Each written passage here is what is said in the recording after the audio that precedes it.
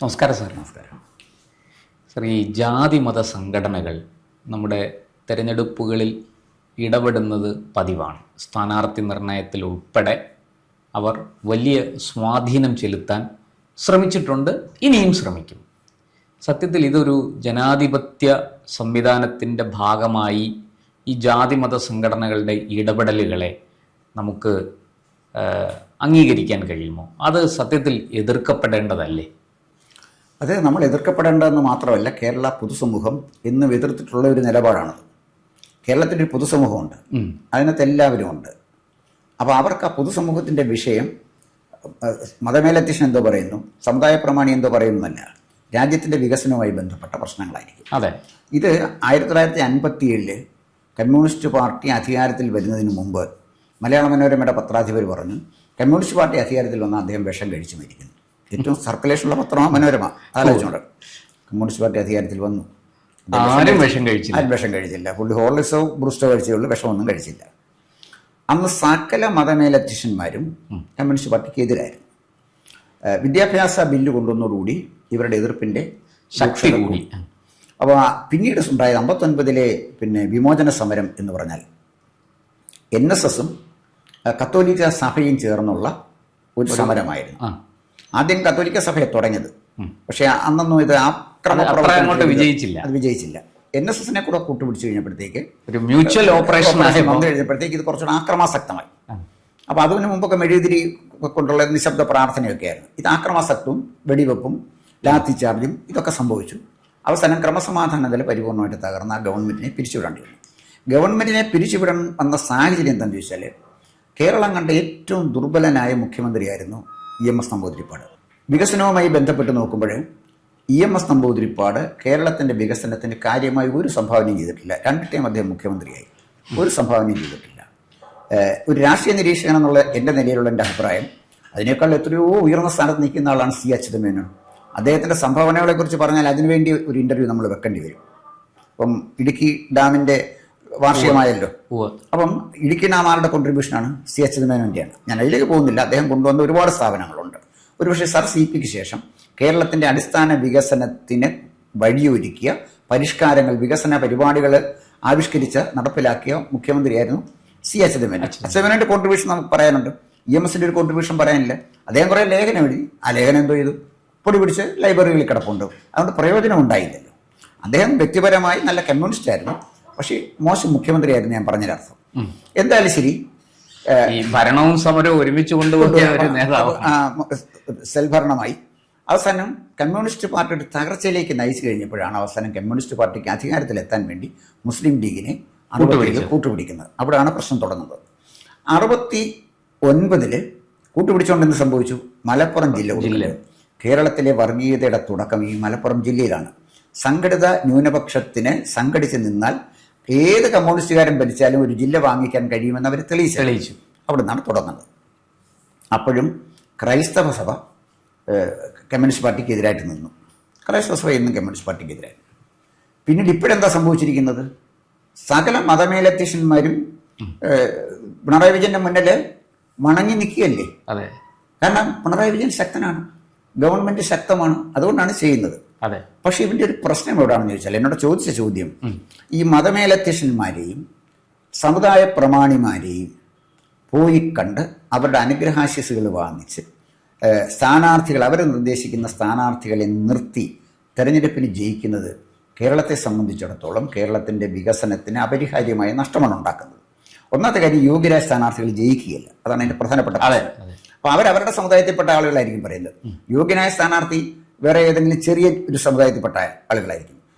ഈ ഹിന്ദുക്കളിലെ ഈഴവരും നായരും മാത്രമല്ലല്ലോ, അവരൊക്കെ നല്ല കഴിവുള്ള നേതാക്കന്മാർ. അവരൊക്കെ വളരാനുള്ള അവസരം ഇത് മുരടിപ്പിച്ച് കളയുന്നു എന്നുള്ളതാണ് ഒരു പ്രധാനപ്പെട്ട പ്രശ്നം. പിന്നെ ഇവരുടെ അനുഗ്രഹാശീസുകൾ വാങ്ങിക്കാൻ പോകുന്നതുകൂടി ഈ നേതാവിൻ്റെ ഒരു ഇൻറ്റഗ്രിറ്റി, ആ പ്രസ്ഥാനത്തിൻ്റെ ഒരു ക്രെഡിബിലിറ്റി, ഇതെല്ലാം നഷ്ടപ്പെട്ടു പോകണം.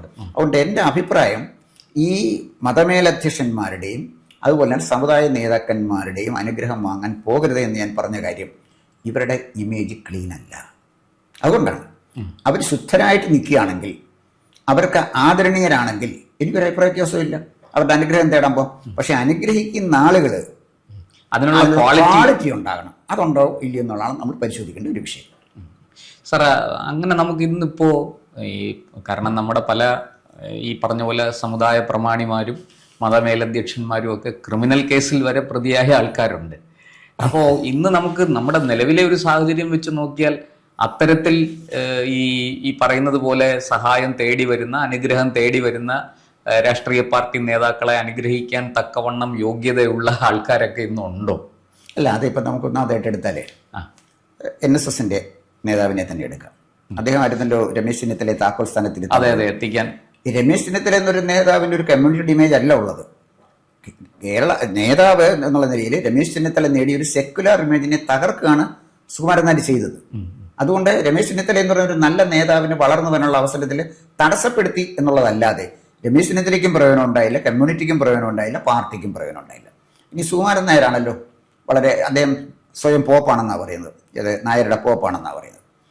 ഈ സുകുമാരൻ നായർ തന്നെ ഈ നമ്മുടെ ചേർത്തല NSS കോളേജിൽ വളരെ വിലപിടിപ്പുള്ള സിലിക്ക മണൽ കടത്തിയ കേസിൽ അദ്ദേഹത്തെ ശിക്ഷിച്ചിരിക്കുന്നത് 7,13,161 രൂപ പിഴ ശിക്ഷിച്ചിരിക്കുകയാണ്. ആ പിഴ ശിക്ഷിച്ചുകൊണ്ടുള്ള ആ കത്തിന്റെ കോപ്പി എൻ്റെ കയ്യിലുണ്ട്.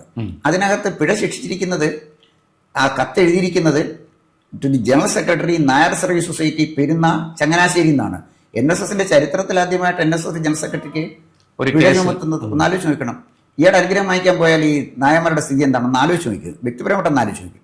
പിന്നെ 1983 തന്നെ അദ്ദേഹം കേസിൽ പ്രതിയാണ്. അതായത് 43 ലക്ഷം രൂപ സഹകരണ സംഘത്തിൽ വെട്ടിപ്പ് നടത്തിയ കേസിൽ പ്രതിയാണ് സുകുമാരൻ നായർ. ഈ സുകുമാരൻ നായരുടെ അനുഗ്രഹം വാങ്ങിക്കാനാണ് ഇവിടുത്തെ നേതാക്കന്മാര് അവിടെ ചെന്ന് അദ്ദേഹത്തിന്റെ കാല് പിടിക്കുന്നത്. സുകുമാരൻ നായർ അനുഗ്രഹിച്ച ഒരാളെ എനിക്കറിയാം, അദ്ദേഹം PJ കുര്യനാണ്. അതിന്റെ കാരണവും നമുക്കറിയാം. PJ കുര്യൻ പോയി അനുഗ്രഹം വാങ്ങിക്കട്ടെ. പക്ഷെ ഇങ്ങനെ അനുഗ്രഹം വാങ്ങിക്കുന്നവരെ ജയിപ്പിക്കാനുള്ള ബാധ്യത കേരളത്തിലെ പൊതുസമൂഹം ഒരു കാരണവശാലും ഏറ്റെടുക്കരുത്. ഇവരെ പോയി കാണുന്ന ആളുകൾക്ക് വോട്ട് കൊടുക്കരുത്. ഇതാണ് എൻ്റെ അഭിപ്രായം. ജനങ്ങൾ തിരഞ്ഞെടുക്കേണ്ട സെക്കുലറായ നേതാക്കന്മാരാണ്, അല്ലെങ്കിൽ സെക്കുലറിസം ഉണ്ടാവില്ല. സമുദായ നേതാക്കന്മാരെ കണ്ട് അനുഗ്രഹം വാങ്ങിക്കുന്ന ഒരാൾക്ക് എങ്ങനെ സെക്കുലറായ ഒരു നിലപാട് സ്വീകരിക്കാൻ കഴിയും? ആലോചിച്ച് നോക്കൂ. ഇനി പിന്നെ രണ്ടാമത് പ്രമുഖമായ ഒരു സമുദായം, ജനസംഖ്യയിൽ ഏറ്റവും മുന്നേ നിൽക്കുന്ന സമുദായം എന്ന് പറയുന്നത് ഈഴവ സമുദായമാണ്. ഈഴവ സമുദായത്തിന്റെ സ്ഥിതി എന്താണ്? 12 വർഷമായിട്ട് കണക്കുകൾ അവതരിപ്പിച്ചില്ല എന്ന പേരിലല്ലേ അദ്ദേഹത്തിനെ ഇപ്പം വലിയൊരു സംഘടനയുടെ കണക്കുകൾ 12 വർഷമായിട്ട് അവതരിപ്പിച്ചില്ല എന്നുള്ളതാണ് അദ്ദേഹത്തിന്റെ പേരിലുള്ള ആരോപണം. ഇവിടെ നമ്മൾ മനസ്സിലാക്കേണ്ടത്, സുകുമാരൻ നായർ കേസ് കൊടുത്തിരിക്കുന്നത് നായർ സമുദായക്കാർ തന്നെയാണ്. 5 കേസുകൾ സുകുമാരൻ നായർക്കെതിരെ കേരള ഹൈക്കോടതിയിലുണ്ട്. ഞാൻ അടിവരയിട്ടൊരു കാര്യം പറയാം. ഈ കേസ് 68 പ്രാവശ്യം മാറ്റിവെച്ചു. ഇത് പൊതുസമൂഹം അറിയേണ്ട കാര്യമാണ്. സുകുമാരൻ നായരുടെക്കെതിരായ ഒരു കേസ് 1 മണിക്കൂർ ഹിയറിംഗ് നടത്തിയാൽ തീരാവുന്ന ഒരു കേസ് 68 പ്രാവശ്യം കേരള ഹൈക്കോടതി മാറ്റിവെച്ചു എന്ന് പറയുമ്പോൾ, അതായത് ഹൈക്കോടതിയെ കുറിച്ചുള്ള ജനങ്ങളുടെ സങ്കല്പം ഇവിടെ നിൽക്കുന്നത് നമ്മൾ ആലോചിക്കണ്ടേ? ലാവലിനും നാഷണൽ ഹെറാൾഡും മാത്രമല്ല മാറ്റിവെക്കുന്ന ഇതുകൊണ്ട്. അപ്പൊ അതാ ഞാൻ പറഞ്ഞു വന്നത്, ഇതൊക്കെ പൊതുസമൂഹം മനസ്സിലാക്കേണ്ട കാര്യമായിട്ടാണ് ഞാൻ ഈ പറയുന്നത്. അതുപോലെ തന്നെ ശ്രീ വെള്ളാപ്പള്ളി നടേശനെതിരെയും പിന്നെ SNDP യോഗത്തിൽ കേസുണ്ട്. കേസിന്റെ ഭാഗമല്ലേ അദ്ദേഹം എന്ന് പറഞ്ഞാലേ ഇവർ രണ്ടുപേര് പറഞ്ഞാലേ, NSS ജനറൽ സെക്രട്ടറി പറഞ്ഞാലും SNDPയുടെ ജനറൽ സെക്രട്ടറി പറഞ്ഞാലും ഈഴവ സമുദായമോ നായർ സമുദായമോ അതുപോലെ അനുസരിക്കണമെന്നില്ല. രണ്ടുപേരുടെയും പ്രതിച്ഛായ 2 തരത്തിൽ വ്യത്യസ്തമായ തരത്തിൽ ടാർണിഷ് ചെയ്യപ്പെട്ടിട്ടുണ്ട് എന്നാണ് ഞാൻ പറഞ്ഞത്. അതേ ഞാൻ പറഞ്ഞുള്ളൂ. അല്ല, വ്യക്തിപരമായിട്ടൊന്നും അവരെ ഒന്നും പറയാൻ ഞാൻ ആഗ്രഹിക്കുന്നില്ല. രണ്ടുപേരുടെയും പ്രതിച്ഛായക്ക് മങ്ങലേറ്റിട്ടുണ്ട്. പിന്നെ നമുക്ക് വരാൻ പറ്റുന്നത് പിന്നെ ക്രൈസ്തവ സഭകളെ കുറിച്ചുള്ളതാണ്. ക്രൈസ്തവ സഭ ഒന്നിച്ച് നിൽക്കും എന്നൊക്കെയായിരുന്നല്ലോ നമ്മുടെ പ്രതീക്ഷ. തെറ്റാണ്. ഈ CBCIA അധ്യക്ഷനെ മാർ ആൻഡ്രൂസ് താഴത്ത്, അദ്ദേഹത്തെ കുറിച്ച് അൽമായ സഭയുടെ നേതാവ് റിജു കാഞ്ഞൂക്കാരനാണ്. ഈ റിജു കാഞ്ഞൂക്കാരൻ മീഡിയ 1 ശ്രദ്ധിച്ചോണം, മീഡിയ 1 എന്ന് പറയുന്ന ഒരു ചാനലില് 5/2/26 കൊടുത്ത ഒരു അഭിമുഖത്തിൽ അദ്ദേഹം പറയുന്നത് മാർ ആൻഡ്രൂസ് താഴത്ത് സംഘപരിവാറിന്റെ പിണിയാളാണ് എന്നാണ്. കത്തോലിക്ക സഭയിലെ പ്രശ്നമാണ്. ഏകശിലാ രൂപത്തിൽ നിൽക്കുന്ന കത്തോലിക്ക സഭയുടെ അതിനകത്ത് റിജു കാഞ്ഞൂക്കാരൻ അദ്ദേഹത്തിന്റെ പിന്നെ സംഘടനയുടെ പേര് തന്നെ ഇത് അൽമായ മുന്നേറ്റം, അങ്ങനെ കണ്ടാണ് അദ്ദേഹത്തിന്റെ സംഘടനയുടെ പേര്. ഈ സംഘടനയാണ് അദ്ദേഹത്തെ ബിഷപ്പിനെ സംഘപരിവാറിൻ്റെ പിണിയാളാണ് എന്ന് പറയുന്നത്. പിന്നെ വേറെ ഒരു സഭ, അതുപോലെ തന്നെ സുശക്തമായൊരു സഭയാണ് ഓർത്തഡോക്സ് സഭ. അപ്പോൾ ഈ ഓർത്തഡോക്സ് സഭ വരുമ്പോഴത്തേക്ക് കുറച്ചുകൂടെ ഗൗരവമാണ് കാര്യങ്ങൾ. ഈ ഓർത്തഡോക്സ് സഭയുടെ പരമാധ്യക്ഷൻ, അദ്ദേഹത്തിൻ്റെ പേര് ബെസോലിയോസ് മർത്തോമ മാത്യൂസ് തൃതീയൻ കാത്തോലിക്ക ബാവ എന്നാണ്. അദ്ദേഹമാണ് ഇപ്പോഴത്തെ കാത്തോലിക്ക ബാവ. അപ്പോൾ ഇദ്ദേഹത്തിനെതിരെ ചുമത്തിയിരിക്കുന്നത് കൊലപാതക കേസാണ്. നിസ്സാര കാര്യമാണോ? അത് ശ്രമിക്കണ്ടേ? അപ്പോൾ NS ജനറൽ സെക്രട്ടറി മണൽ കടത്തി, SNDPയുടെ സെക്രട്ടറിക്ക് വേറെ കേസ്, ഇങ്ങോട്ട് മാത്യൂസ് തൃതീയൻ്റെ അടുത്തേക്ക് വരുമ്പോൾ അദ്ദേഹത്തിന് കൊലപാതക കേസാണ്. അപ്പോൾ അതിനകത്ത് ഞാൻ ഈ വായിക്കുന്നത് 2021 ഒക്ടോബർ 24 മലയാള മനോരമയിൽ വന്ന വാർത്തയാണ്. വേറെ പത്രത്തിലല്ല, മനോരമയിൽ വന്ന വാർത്തയാണ്.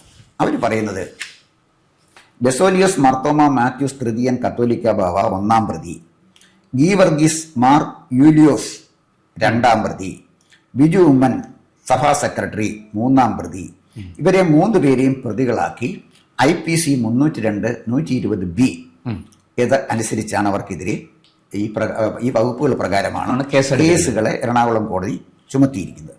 ഇനിയും എന്താണ് കേസെന്നുകൂടെ നമ്മൾ കേൾക്കണം. ഇത് പറഞ്ഞിരിക്കുന്നത്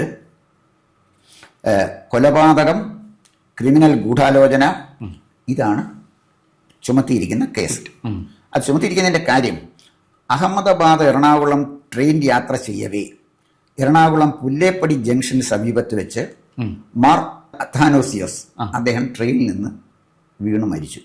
അതൊരു സാധാരണ അപകടമല്ലായിരുന്നെന്നും അത് കരുതി കൂട്ടിയുള്ളൊരു കൊലപാതകമാണെന്നുമാണ് പറഞ്ഞാണ് കേസ് കൊടുത്തിരിക്കുന്നത്. അപ്പം അസ്വാഭാവിക മരണത്തിനാണ് കേസ് എടുക്കണമെന്ന് പറഞ്ഞ് കേസ് കൊടുത്തിരിക്കുന്നത് പുത്തൻകുരിശ് സ്വദേശിയായ തോമസ് ടി പീറ്ററാണ്. അപ്പോൾ പുത്തൻകുരിശ് സ്വദേശിയായ തോമസ് ടി പീറ്ററിൻ്റെ കേസിൻ്റെ അടിസ്ഥാനത്തിലാണ് ഈ മാത്യൂസ് തൃതീയനെതിരെ കേസ് എടുത്തിരിക്കുന്നത്. അപ്പോൾ ഈ 24 ഒക്ടോബർ 24 2021 എടുത്ത കേസാണ്. ആ കേസിൻ്റെ സ്ഥിതി എന്താണെന്ന് എനിക്കറിഞ്ഞൂടാ. അദ്ദേഹം അപരാധിയാണോ നിരപരാധിയാണോ എന്ന് എനിക്കറിഞ്ഞുകൂടാ. ഞാൻ വെറും പത്രവാർത്തയുടെ മലയാള മനോരമയിൽ വന്ന വാർത്ത, അതും ഓർത്തഡോക്സ് സഭയുടെ പരമാധ്യക്ഷനെതിരെ മലയാള മനോരമയിൽ വന്ന വാർത്ത. ദേശാഭിമാനിയിലെ CPMന്റെ ജനറൽ സെക്രട്ടറിക്കെതിരെ വാർത്ത വന്നാൽ നമ്മൾ എന്താ ചെയ്യുന്നത്? അല്ലെങ്കിൽ ജനയുഗത്തില് CPI സംസ്ഥാന സെക്രട്ടറിക്കെതിരെ വന്ന വാർത്ത എന്താ ചെയ്യുന്നത്? അത് തന്നെ ഒരു വലിയ വാർത്ത. അപ്പൊ ആ വാർത്തയാണ് ഞാൻ ഈ പറഞ്ഞത്. ഇവരെല്ലാവരും ഒരു തരത്തിൽ അല്ലെങ്കിൽ മറ്റൊരു തരത്തിൽ കുറ്റാരോപിതരാണ്. കുറ്റാരോപിതരായ ഇത്തരം മതമേലധ്യക്ഷന്മാരുടെയും സമുദായ നേതാക്കന്മാരുടെയും അനുഗ്രഹം തേടാൻ പോകുന്നത് നമ്മുടെ രാജ്യത്തെ മതേതര വ്യവസ്ഥയെ ദുർബലമാക്കുകയും ആത്യന്തികമായിട്ട് നമ്മുടെ ജനാധിപത്യത്തെ തകർക്കുകയും ചെയ്യുന്ന ഒരു സ്ഥിതിയായിരിക്കും. അതിലേക്ക് കാര്യങ്ങൾ പോകരുത്. നമ്മുടെ മുന്നണികളെ, ഇടതുപക്ഷ മുന്നണിയും അതുപോലെ തന്നെ വലതുപക്ഷ മുന്നണിയും ഈ കാര്യം ഗൗരവമായി എടുത്ത് ചർച്ച ചെയ്യേണ്ട വിഷയമാണ്. 9-ാം തീയതി ഇലക്ഷൻ വരികയാണ്.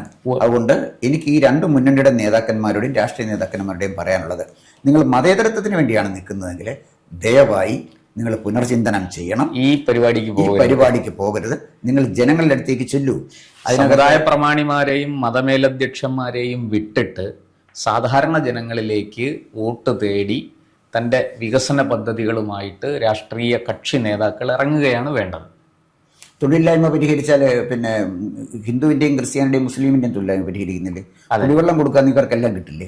റോഡ് പണിയാൻ ഇവർക്കെല്ലാം കിട്ടില്ലേ? പുതിയ ഫാക്ടറികൾ വരുന്ന അതിൻ്റെ പ്രയോജനം ഉണ്ടാവില്ലേ? അപ്പോൾ ജനങ്ങൾക്ക് ആവശ്യമുള്ള വികസനവുമായിട്ട് മുന്നോട്ട് പോവുകയാണ് ഈ 3 കക്ഷികളും ചെയ്യേണ്ടത്. ദയവായി ഞാൻ ആവർത്തിച്ച് പറയുന്നത്, ഇവരുടെ നോമിനികളെ നിർത്തരുത്.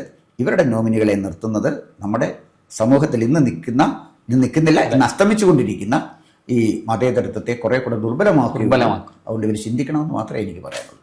തീർച്ചയായിട്ടും നമുക്ക് ഇതൊരു വലിയ വിഷയമാണ്. ഈ മതമേലധ്യക്ഷന്മാരുടെ രാഷ്ട്രീയ ഇടപെടൽ, അതുപോലെ സമുദായ പ്രമാണിമാരുടെ ഇടങ്കോല് ഇടൽ, ഇതൊക്കെ പറഞ്ഞതുപോലെ രാഷ്ട്രീയ കക്ഷികൾ അവർക്ക് വോട്ട് വേണം, ജയിക്കണം, അധികാരത്തിൽ വരണം, അതിന് അവർ ഏത് വഴിയും നോക്കും.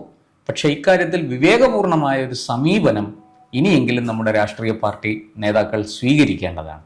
അത് സ്വീകരിച്ചില്ലെങ്കിൽ കേരളം വലിയ ആപത്തിലേക്കായിരിക്കും ചെന്ന് വീഴുക. നന്ദി, നമസ്കാരം. കൂടുതൽ വാർത്തകളും വിശേഷങ്ങളും നേരിട്ട് ലഭിക്കാൻ ജനങ്ങളിൽ നിന്ന് ജനങ്ങളിലേക്ക് ജനഭൂമി ന്യൂസ് സബ്സ്ക്രൈബ് ചെയ്യൂ. ബെൽ ബട്ടൺ അമർത്താനും മറക്കരുത്.